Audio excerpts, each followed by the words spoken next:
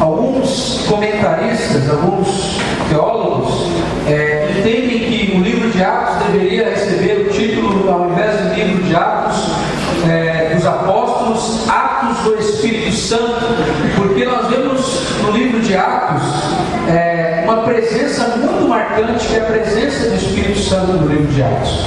A pessoa do Espírito Santo, ela aparece muito aqui no livro de Atos dos Apóstolos, conduzindo a igreja, direcionando a igreja. Então nós vemos que a participação e a atuação do Espírito Santo por todo o livro de Atos.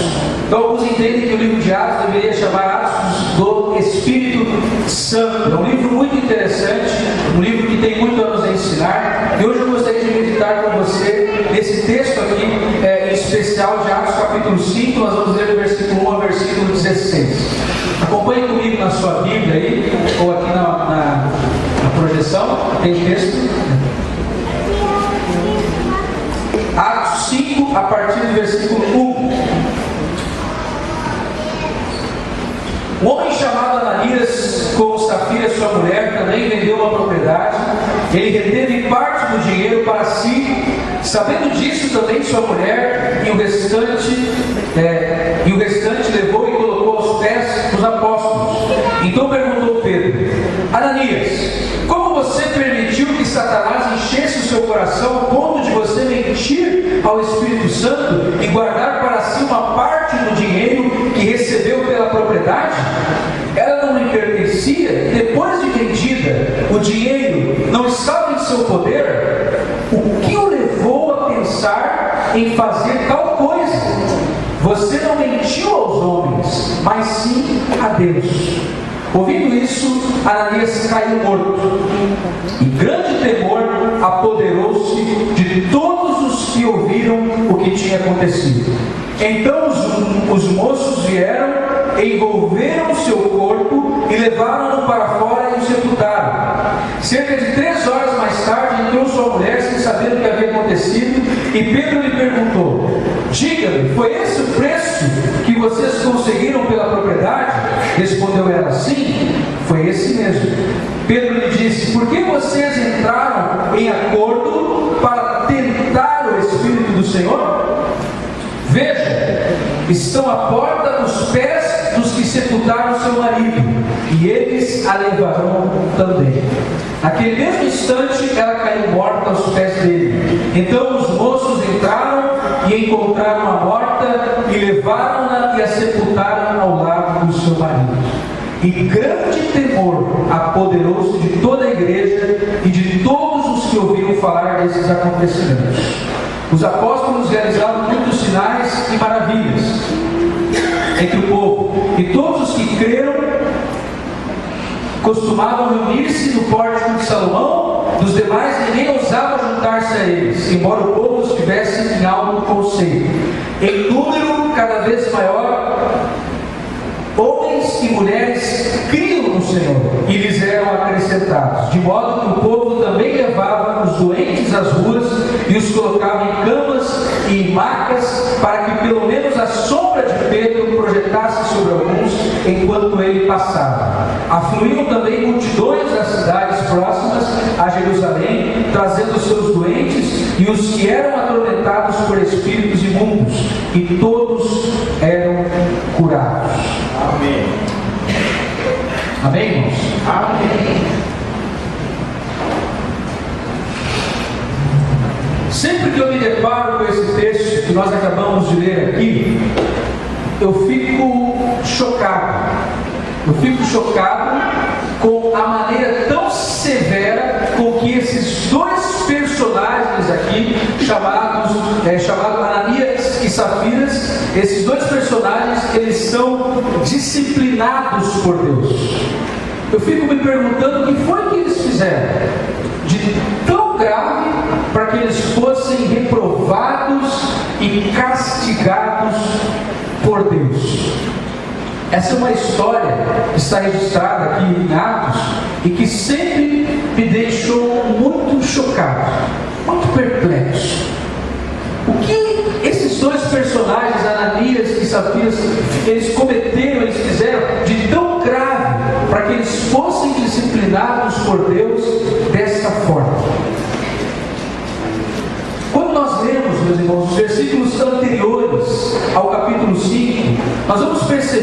que havia um homem que havia se destacado por causa do seu desprendimento. E o nome desse homem era Barnabé. Ele aparece versículos antes como um exemplo positivo de sinceridade. E aí nós vemos aqui no capítulo 15, versículo, a história de Ananias e Safira como um exemplo negativo, um exemplo de falsidade. Eu acredito, meus irmãos, que essa história não está registrada aqui por acaso. Eu creio que Deus, Ele tem algo a nos ensinar aqui com essa história. Essa história está registrada aqui no livro de Atos, e eu creio por uma razão. Nós temos algumas lições que nós precisamos aprender aqui com essa história. Algumas lições que eu e você podemos aprender aqui com esse casal, Ananias e Safira. Por que eles tiveram esse fim tão trágico? Tão trágico. Por que eles foram disciplinados de uma forma tão severa por Deus? Por que a vida deles terminou assim? Um casal na Bíblia que não foi bem sucedido, Ananias e Safira. E hoje eu gostaria de olhar com vocês para algumas razões. Algumas razões que levaram esse casal, Ananias e Safira, a terem o fim que eles tiveram, o desfecho que eles tiveram, que foi um desfecho terrível, trágico, como nós acabamos de ler aqui no capítulo 5. Meus irmãos, uma primeira razão que eu encontro aqui é porque eles tinham uma visão distorcida acerca da contribuição para a obra de Deus. Eles tinham uma visão equivocada, eles tinham uma visão totalmente distorcida acerca da contribuição para a obra de Deus. Ananias e Safira, eles quiseram usar a sua contribuição como um meio de promoção pessoal dentro da igreja. Eles olharam para o exemplo de Barnabé, que tinha sido um homem que tinha vendido uma propriedade que ele tinha, um terreno que ele tinha na ilha de Chipre. A Bíblia diz que esse homem era um homem que tinha muitas posses, era um homem rico, e esse homem então vende uma propriedade, pega o valor dessa propriedade e deposita aos pés dos apóstolos. Nós vemos esse exemplo aqui positivo de um homem abnegado, de um homem que era totalmente desprendido, um homem que não era apegado às coisas materiais. Então, de repente, a gente percebe que esse casal, Ananias e Safira, gostaram dessa ideia de terem um certo destaque no meio dos irmãos, por causa do valor monetário, pela quantidade da oferta. Então eles decidiram fazer a mesma coisa. Eles tinham uma visão totalmente distorcida acerca da contribuição para a obra de Deus. Meus irmãos, certamente Ananias e Safira, eles ficaram com inveja de Barnabé. Ficaram com inveja. Se você ver no capítulo 4, versículo 36 e 37, diz: então José, cognominado pelos apóstolos Barnabé, que traduzido é filho da consolação, levita, natural de Chipre. O versículo 37 diz: possuindo uma propriedade, vendeu-a e trouxe o preço e depositou aos pés dos apóstolos. Ananias e Safira, olhando para esse exemplo, para o exemplo deste homem, Barnabé, eles quiseram fazer o mesmo. Eles quiseram receber a mesma notoriedade, o mesmo destaque que esse homem havia recebido. Eles ficaram com inveja de Barnabé. Eles queriam receber uma justa homenagem. Uma justa homenagem. Meus irmãos, quando o texto diz, no capítulo 1, versículo 2, que nós lemos, diz que ele reteve parte do dinheiro para si, sabendo disso também sua mulher, o restante levou e colocou aos pés dos apóstolos. Quando essa palavra também aqui dá a entender que e sugere para nós que essa contribuição sincera. Não foi uma contribuição espontânea que partiu do coração deles.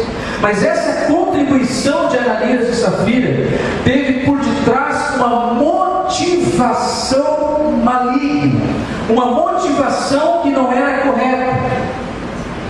E Deus sabia disso. Deus sabia qual era a motivação do coração de Ananias e Safira. Porque Deus não estava interessado aqui no valor monetário, no tamanho da contribuição, mas Deus estava interessado na motivação correta do coração de Ananias e Safira. E eles não tinham no coração deles uma motivação correta ao contribuir para o reino de Deus. Meus irmãos, nós temos muitos exemplos na Bíblia, muitos exemplos na palavra de Deus, acerca da forma correta, a maneira correta que nós devemos contribuir para o reino de Deus e para a obra de Deus. Nós temos muitos exemplos na Bíblia. Um exemplo que nós temos muito claro está com o próprio Jesus.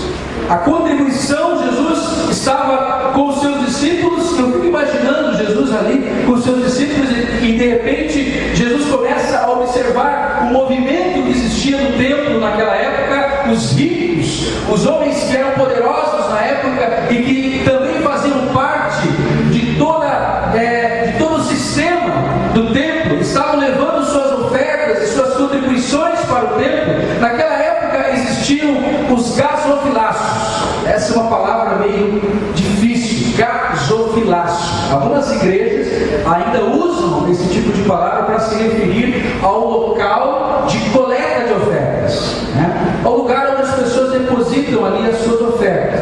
Nós podemos chamar de gasofilácio também, né? Não está errado. É o lugar onde as ofertas são recolhidas. Então Jesus começou a ver os homens, as pessoas, aquele movimento e todo mundo levando as suas ofertas. E o que Jesus percebeu? Que de repente apareceu ali uma viúva, muito pobre. E de repente ela chegou com uma moeda, uma pequena moeda, uma moedinha.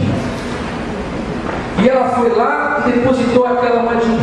Os gasofilácios naquela época eram de bronze. Então quando as pessoas colocavam oferta dentro desse gasofilácio, dava para se escutar o barulho dos valores que eram depositados ali caindo. Então as pessoas, os ricos, as pessoas que eram mais ricas na época, faziam questão de fazer muito barulho, né? De depositar bastante oferta. Para quê? Para quando se escutasse aquele som, todo mundo dissesse: olha, esse aí ofertou, esse aí fez uma contribuição, pô. Esse aí tem impacto com Deus, esse é fiel a Deus. Então aquela viúva, imagina ela soltando aquela moedinha, e o único barulhinho que deu para escutar foi quase imperceptível, porque era uma pequena moeda, mas ela estava na mira dos olhos de Jesus. E quando Jesus olha, por exemplo, daquela viúva, ele olha para os seus discípulos e diz: olha, vocês estão vendo aqueles homens que estão levando as suas contribuições, os ricos? Aqueles discípulos: sim, Senhor, estamos vendo. Sabe quem é que deu mais do que todos eles? Foi aquela viúva. Meus irmãos, viúva hoje para nós é uma coisa. Naquela época as viúvas eram desamparadas. As viúvas estavam classificadas como as pessoas mais pobres da sociedade naquela época. As viúvas padeciam muitas necessidades. Elas dependiam daquilo que elas recebiam, das ofertas, ou seja, da ajuda das pessoas.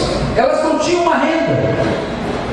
Elas dependiam da ajuda das pessoas para sobreviver.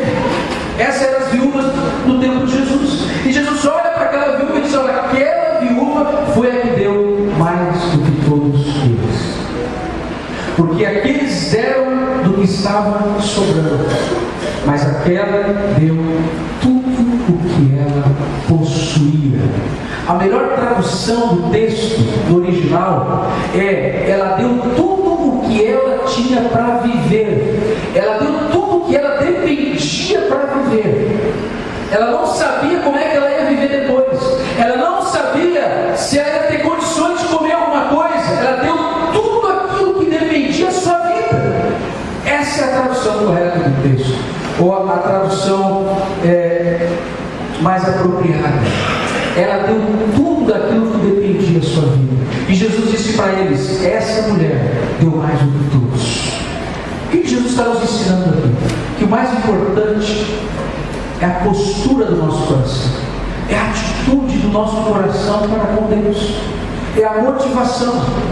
Nós vemos esse exemplo positivo da viúva lá nos Evangelhos, em Marcos capítulo 12, está lá registrado esse fato. Jesus diz: aquela mulher que foi ridicularizada, aquela mulher que passou desapercebida, aquela mulher que era insignificante aí para muitas pessoas, aos olhos de Jesus, foi a que mais contribuiu. Foi a que mais contribuiu. Você percebe, meus irmãos, que no reino de Deus as coisas muitas vezes não são conforme nós pensamos? Os padrões dos valores no reino de Deus são diferentes muitas vezes dos nossos padrões e nossos valores, e a nossa maneira de avaliar as coisas é diferente da maneira como Jesus avalia. Quando nós contribuímos na igreja, na casa do Senhor, seja através de dízimos, de ofertas, nós devemos fazer isso de todo o nosso coração. Amém. Nós não devemos fazer isso coagidos, pressionados. Nós temos que fazer isso de forma espontânea. Nós temos que fazer isso de todo o nosso coração. Lá em Colossenses capítulo 13, não precisa abrir a sua Bíblia, eu só quero fazer essa citação aqui de Colossenses capítulo 3, versículo 23. Esse texto diz que: e tudo quanto fizerdes, fazei de todo o coração como ao Senhor e não aos homens. Tudo quanto fizer, fazer de todo o coração, como se estivesse fazendo para o Senhor e não para os homens. Ananias e Safira não tinham esse entendimento. Ananias e Safira tinham uma visão completamente distorcida acerca da contribuição. E para mim, essa foi uma razão pela qual eles tiveram o fim que eles tiveram. Um fim trágico, um fim terrível. A contribuição, meus irmãos, deve ser algo espontâneo e não deve ser algo motivado por pressão, nenhum tipo de pressão externa. Em 2 Coríntios 9,7 diz que cada um contribua segundo o propósito do seu coração, não com tristeza ou por necessidade, porque Deus ama ao que dá com alegria. Os irmãos, jamais devemos contribuir para Deus por constrangimento. Não devemos contribuir na casa de Deus ou no reino de Deus com constrangimento. Hoje nós temos acompanhado muitas coisas por aí no meio evangélico, no meio cristão, que tem me deixado bastante triste. Às vezes as pessoas têm, quando nós sempre vamos tratar acerca de um assunto que diz respeito a finanças na igreja, parece que nós temos que pisar em ovos, porque em algumas igrejas estão se cometendo alguns extremos, algumas coisas que não estão na palavra de Deus, que não estão de acordo com os princípios da palavra de Deus. Então, nós temos, às vezes, receio. Muitas pessoas têm receio de falar sobre oferta, falar sobre dízimo, falar sobre contribuição aos cultos. Mas eu quero dizer para você uma coisa, meus irmãos. Se teve um assunto que Jesus falou mais do que céu e inferno e do que salvação, foi sobre o dinheiro. Se você ler os evangelhos, você vai perceber isso. Que Jesus falou sobre dinheiro muito mais do que ele falou sobre salvação, céu ou qualquer outro tema que seja espiritual. E algumas pessoas fazem uma certa divisão na sua vida. Elas dizem assim: a minha vida espiritual é uma coisa. Aí separa a vida espiritual da vida secular, da vida profissional, da vida familiar, como se tivessem várias divisões na sua vida. Quando nós nos convertemos, meus irmãos, quando nós nos convertemos e entregamos a nossa vida a Jesus, não existem mais divisões. Não existe mais uma vida departamentalizada. Nós nos convertemos por completo a Jesus. Jesus se torna o nosso Senhor. por direito da nossa vida, de todas as áreas, cada aspecto da nossa vida tem que ser trazido para debaixo do reino e do senhorio de Cristo. Cada aspecto da nossa vida. Não existe isso mais de que a minha vida cristã é uma coisa, a minha vida familiar é outra coisa. Meu irmão, nós estamos falando acerca de uma mesma coisa. De uma mesma coisa. Quando Jesus nos salva, Ele nos salva por completo. E quando Ele faz a obra na nossa vida, Ele faz essa obra por completo na nossa vida. Ele muda, Ele transforma por completo toda a nossa vida e a nossa maneira, a nossa forma de olhar as coisas. Jesus também muda isso. Ele muda. Ananias e Safira tinham uma visão completamente distorcida acerca disso. As nossas contribuições, meus irmãos, feitas de forma correta, glorifica Deus. Glorifica Deus. Deus é glorificado através disso. Porque a administração desse serviço que nós temos hoje na nossa igreja aqui, não só supre as necessidades dos santos, do povo de Deus, como também redunda em graça e bênção sobre as nossas vidas. Amém, irmãos? Amém. Nós temos que nos submeter a Deus. Nós temos que entender que o Evangelho deve tocar cada aspecto da nossa vida. O Evangelho deve confrontar, deve transformar, deve tocar cada área da nossa existência e da nossa vida. Deus não se agrada, Deus se abomina, Deus abomina quando nós queremos fazer de nossas contribuições um trampolim para qualquer tipo de exaltação pessoal. Foi isso que Ananias e Safira fizeram. Tentaram fazer da contribuição um trampolim para que eles pudessem ter algum tipo de status no meio da comunidade, no meio do povo de Deus. Meus irmãos, precisamos contribuir, mas com a motivação correta. Eu gosto muito da palavra motivação, porque um dia, quando nós chegarmos diante de Deus, nós não vamos ser julgados pelas nossas ações, nós vamos ser julgados pelas nossas motivações. Quando nós prestarmos contas a Deus naquele dia da nossa vida, de como nós gerimos a nossa vida, nós não vamos prestar contas daquilo que nós fizemos, mas da motivação, com a motivação com a qual nós fizemos o que fizemos. A palavra motivação, ela é uma junção de duas palavras, motivo e ação. Você junta a palavra motivo e a palavra ação, você tem motivação. Toda ação, ela tem por detrás um motivo. Daí vem a palavra motivação. Por exemplo, você quando chegou aqui, você chegou com alguma motivação. Algo te motivou a estar aqui hoje. Você está aqui hoje por algum motivo. E a nossa vida, ela é movida por motivos. Tudo que nós fazemos para Deus tem por detrás um motivo. Daí vem a palavra motivação. Então, quando Deus não está preocupado com as nossas ações, mas com a motivação do nosso coração. Você faz o que faz para Deus, com que atitude no seu coração? Você faz porque você ama a Deus? Você faz porque você tem um compromisso com Deus? Você faz porque você está comprometido com o reino de Deus? Qual é a motivação do seu coração? Qual é a motivação do nosso coração? A Bíblia diz, Jesus disse que um dia vão chegar muitos diante de Jesus dizendo: Senhor, eu curei em teu nome, eu profetizei em teu nome, eu fiz milagres em teu nome. Jesus vai olhar para essas pessoas e vai dizer: olha, eu não os conheço. Quem falou para vocês que a credencial para entrar no céu é você fazer alguma coisa? Não conheço você. Porque muitos estão fazendo, mas com uma motivação errada, com uma visão completamente distorcida, como Ananias e Safira.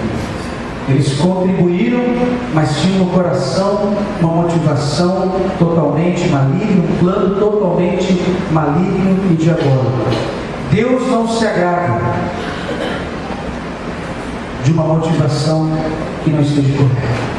Meus irmãos, uma segunda razão pela qual Ananias e Safira tiveram o desfecho que eles tiveram é porque eles tinham uma visão distorcida acerca da mentira. Acerca da mentira.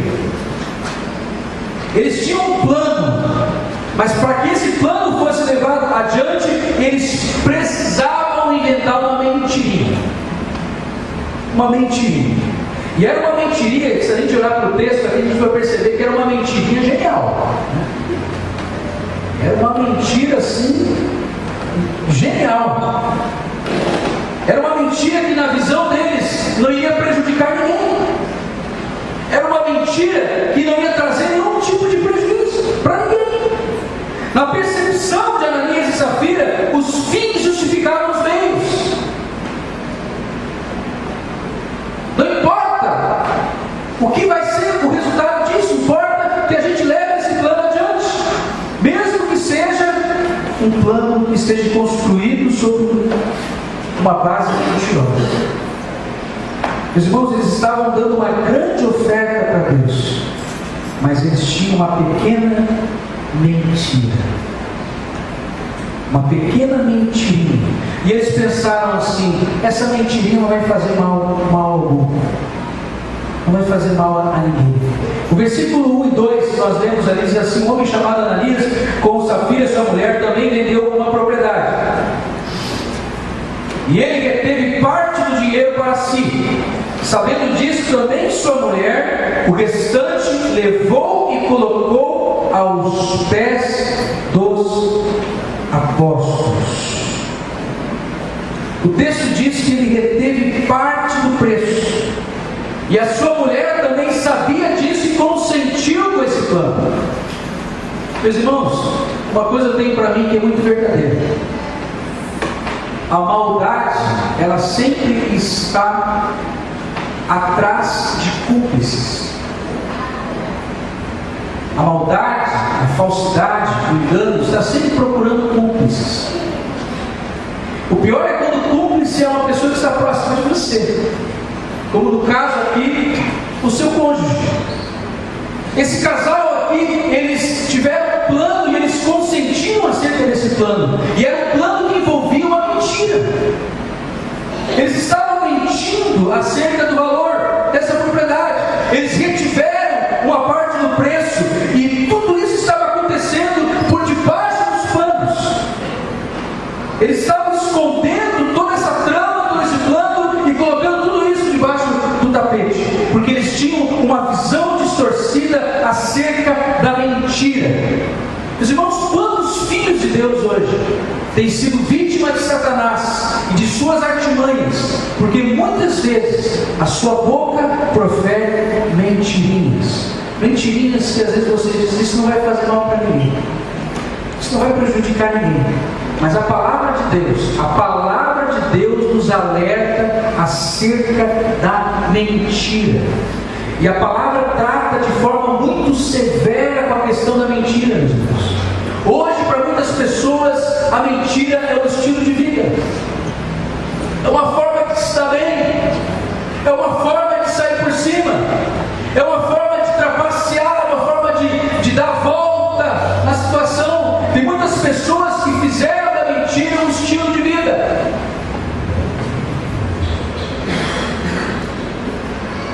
E a Bíblia trata de forma muito severa, meus irmãos, a questão da mentira. Jesus, falando acerca da mentira, lá no Evangelho, ele diz, lá no Evangelho de João: o diabo é o pai da mentira. Ainda que o mentiroso não admita esse fato, meus irmãos, mas se nós temos praticado a mentira, nós acabamos nos tornando filhos de quem? De Deus.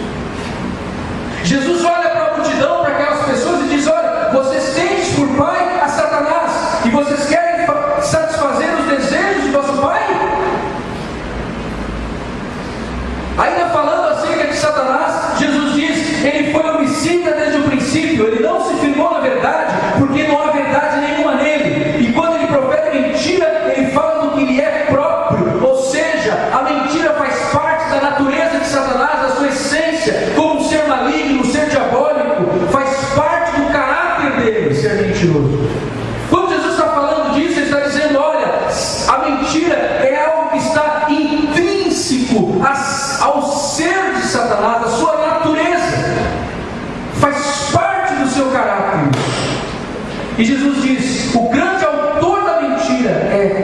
Satanás. E todos aqueles que vivem na mentira, ou como a gente diz, a mentirinha branca, né? E a gente diz assim, é uma mentirinha branca, como se mentira tivesse cor, como se estivesse mentiras e mentiras. Meus irmãos, quando a palavra de Deus fala que mentira é algo pecaminoso, é pecado, é algo que entristece a Deus, nós temos que tomar a sério isso na nossa vida. Porque Jesus diz que Satanás é o pai da mentira. E a mentira tem uma afinidade com o engano. A mentira e o engano são gêmeos. Aquela pessoa que vive na prática da mentira é uma pessoa que tem a habilidade de enganar outras pessoas, de trapacear, de ter uma postura de dissimulação. E Ananias e Safira agiram dessa forma, porque eles quiseram enganar e trapacear aqui os apóstolos, passar os apóstolos para trás. Porém, o coração que age assim, meus irmãos, é uma presa fácil para Satanás. O coração que age dessa forma se torna uma presa fácil para Satanás, como aconteceu com eles. O versículo 3, Pedro, se dirigindo a Ananias, diz: por que você deixou que Satanás enchesse o teu coração para mentires ao Espírito Santo? Por que você deixou que Satanás enchesse o teu coração ao ponto de você mentir contra Deus, contra o seu Espírito? E por que você reteve parte da propriedade? Meus irmãos, foi assim com Judas também.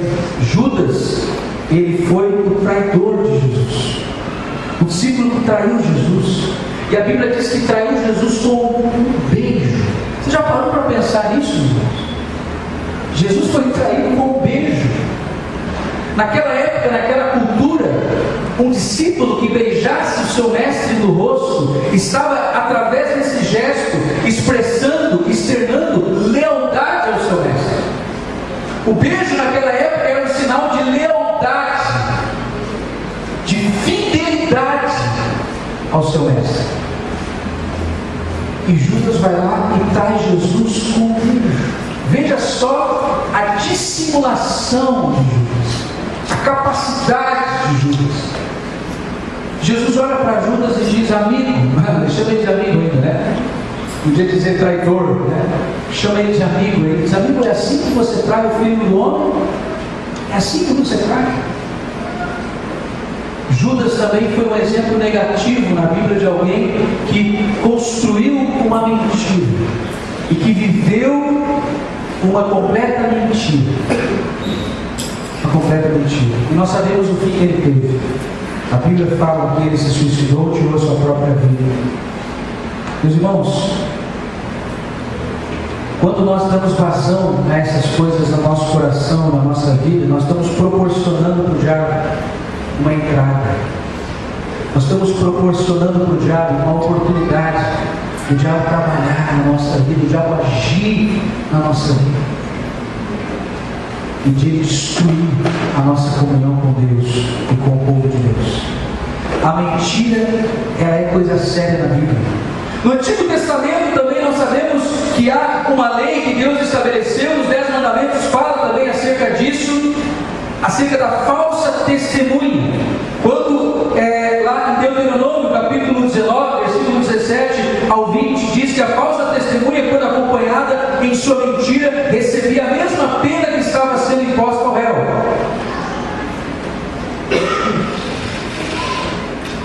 A pena que era aplicada por um mentiroso no Antigo Testamento, meus irmãos, era muito dura.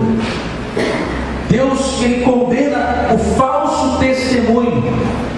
Ou seja, quando você fala algo acerca de uma pessoa que não é verdade, que não é real, que não está baseado em fatos, você está mentindo acerca disso. O falso testemunho é uma mentira. E tem muitas pessoas que estão vivendo, estão dando espaço na sua vida para que essas coisas entrem e tomem conta do seu coração. Meus irmãos, o crente verdadeiro, ele é amigo da verdade. O crente verdadeiro, Ele é amigo da verdade. Ele anda de mãos dadas com a verdade. Ele é verdadeiro. Aquilo que ele fala, na forma como ele vive, ele é verdadeiro. Ele é verdadeiro. A Bíblia diz que a verdade vos libertará. A verdade, ela nos liberta. Você quer ser liberto? Busque a verdade. Seja verdadeiro com as pessoas. Seja verdadeiro para com Deus. Seja verdadeiro para com você mesmo. Seja verdadeiro.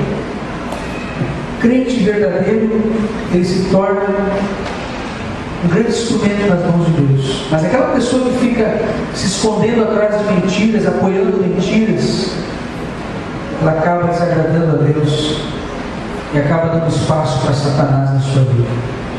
Jesus lá no Novo Testamento ele diz: seja o vosso falar sim, sim e não, não.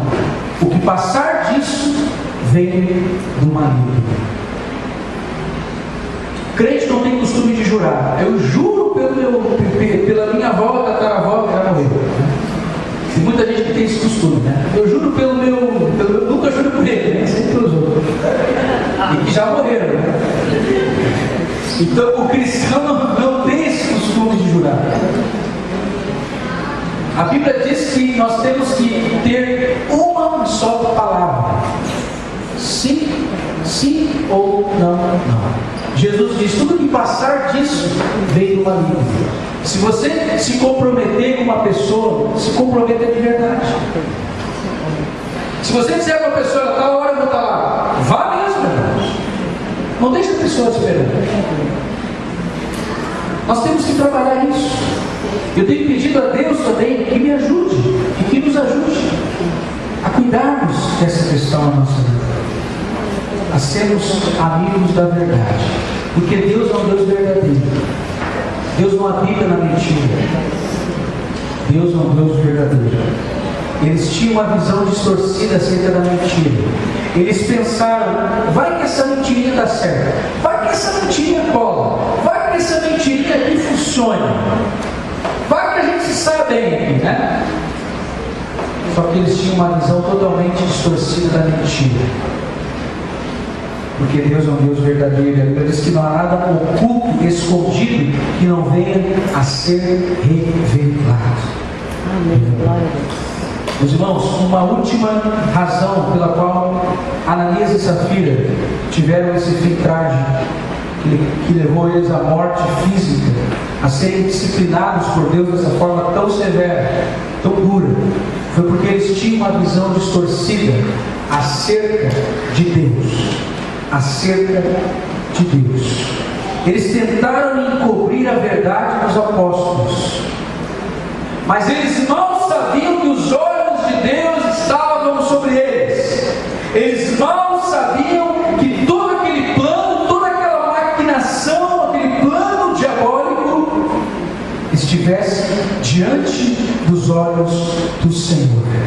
Talvez enquanto eles estavam planejando aquilo, eles pensaram assim: olha, eu acho que ninguém vai ficar sabendo. Eu acho que ninguém vai ficar sabendo disso.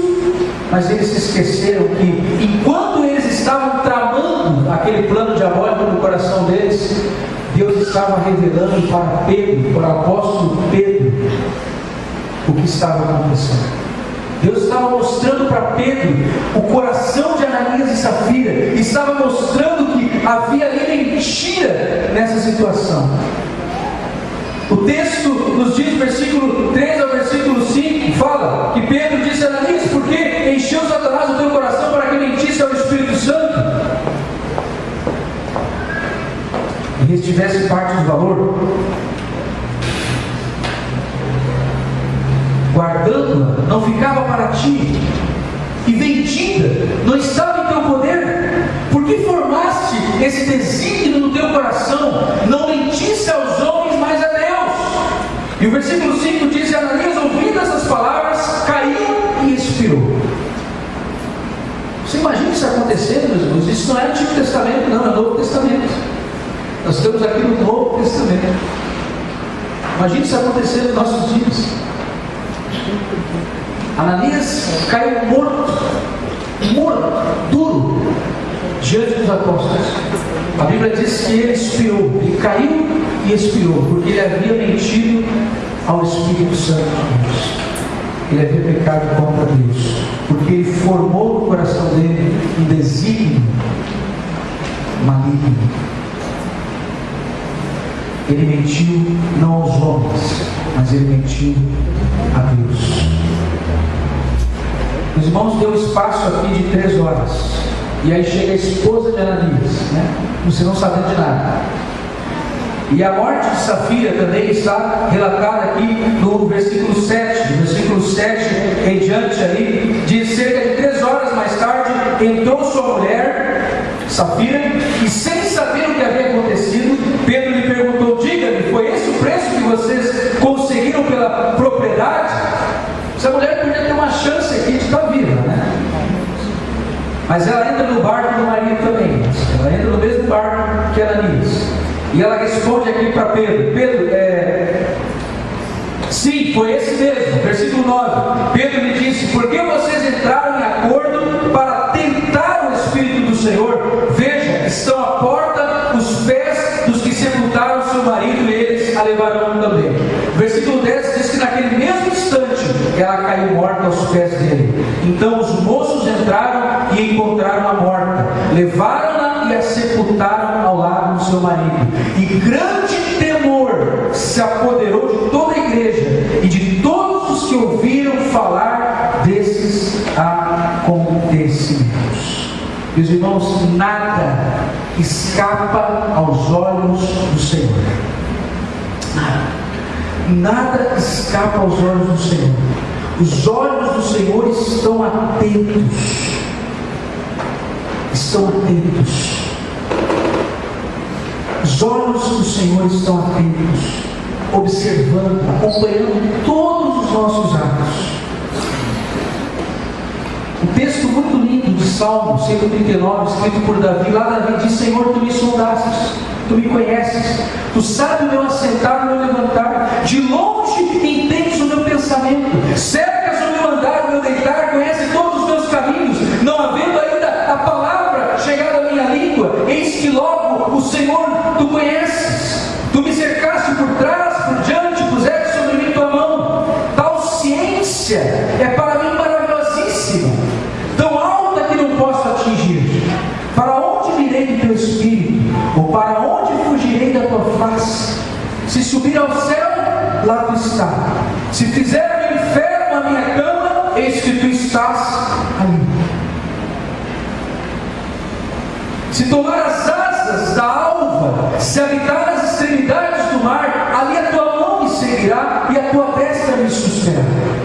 Se disser de certo que as trevas me encobrirão, então a noite será luz à roda de mim. Nem ainda as trevas me encobrem de ti, mas a noite resplandece como o dia. As trevas e a luz são para ti a mesma coisa. Meus irmãos, Deus nos conhece. Deus não só conhece as suas palavras, Deus conhece o que está por detrás das suas palavras, Deus conhece os seus pensamentos, Deus conhece as intenções do seu coração. É puro engano achar que as nossas intenções ficam escondidas de Deus. Deus conhece a intenção do nosso coração. Davi diz: antes que a palavra me chegue à boca, o Senhor já conhece essa.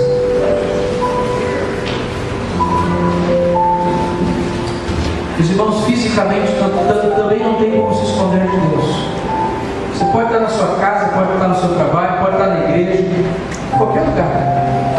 Nós nunca vamos fisicamente poder nos esconder de Deus, porque Deus está em todos os lugares. Deus é onipresente. A presença de Deus está em todas as partes. Os olhos de Deus estão sobre nós. Deus não somente nos conhece, mas Ele nos vê. Nos vê.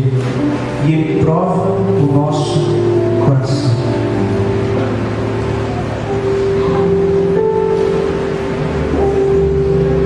Meus irmãos, por causa do que aconteceu com Ananias e Safira, eles mentiram para Espírito Santo. Por causa dessa mentira, por causa dessa visão distorcida acerca da mentira, acerca da contribuição, acerca da mentira, acerca de Deus, por causa dessa visão distorcida, eles morreram, eles perderam a sua vida, eles perderam a sua vida. Nós não podemos brincar com Deus, não podemos brincar de servir a Deus. Nós temos que servir a Deus com toda a humildade e sinceridade do nosso coração. Porque se tem algo que agrada a Deus, meus irmãos, é a sinceridade do nosso coração. Nada vale você vir aqui apresentar um culto a Deus se esse culto não for sincero, não for verdadeiro, não sai de dentro do seu coração. De nada adianta. Nós precisamos servir a Deus com toda a humildade, com todo o coração, com toda a sinceridade, porque Deus se agrada disso. Deus se agrada disso. Deus se agrada disso. Deus está aqui hoje sondando os nossos corações nessa noite. Deus está te envolvendo nessa noite. A presença de Deus, ela nos envolve. Ela nos envolve. Por causa da morte de Ananias e Safira, o texto diz que o povo, um grande temor se apoderou do povo. Eu imagino que no próximo culto aqui, depois, logo após essa morte, aqui as ofertas duplicaram, ou quadruplicaram depois que isso aconteceu. O povo ficou tomado de temor. E Deus nos livre de que aconteça algo sério e trágico na nossa vida, para que a gente comece a temer a Deus, a respeitar a Deus, a servir a Deus como Ele tem que ser servido. Não se engane, não se engane. Deus sonda os nossos corações e sabe exatamente como você está hoje, como você se encontra, e as motivações mais íntimas do seu coração. Deus vê, Deus conhece. Irmãos, quando a nossa visão e motivação está distorcida, os nossos caminhos vão acompanhar as nossas visões. Por isso que é importante você ter uma visão adequada, você ter uma visão clara, você ter uma visão correta daquilo que Deus quer e daquilo que Deus pede que você faça. Porque os seus caminhos vão acompanhar as suas visões e as suas motivações.